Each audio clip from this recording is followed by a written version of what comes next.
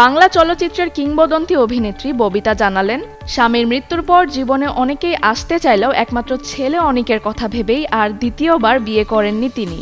বিশ্ব মা দিবস উপলক্ষে মা পদক 2026 সম্মাননা গ্রহণ করতে গিয়ে আবেগঘন বক্তব্যে নিজের একাকিত্ব, মাতৃত্বের সংগ্রাম ও সন্তানের জন্য ত্যাগের গল্প তুলে ধরেন এই অভিনেত্রী। তিনি বলেন, একজন সিঙ্গেল মাদার হিসেবেই ছেলের মা ও বাবা দুই ভূমিকাই পালন করেছেন তিনি।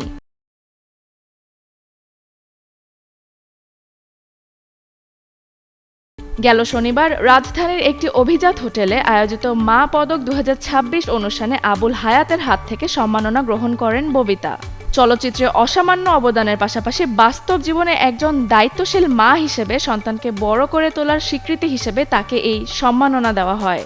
অনুষ্ঠানে বক্তব্য দিতে গিয়ে ববিতা বলেন, একটি নারীর পূর্ণতা আসে মাতৃত্বের মাধ্যমে। সন্তানই একজন মায়ের জীবনের সবচেয়ে বড় পুরস্কার।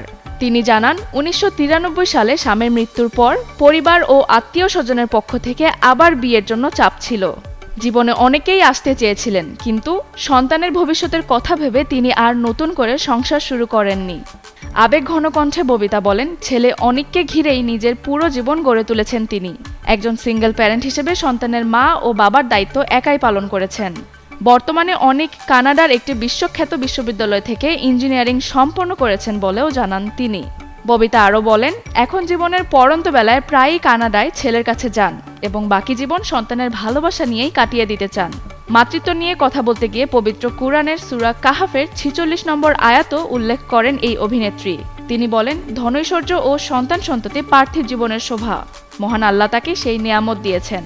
সবশেষে নিজের ও ছেলে অনিকের জন্য সবার দোয়া কামনা করেন বাংলা সিনেমার এই জনপ্রিয় অভিনেত্রী।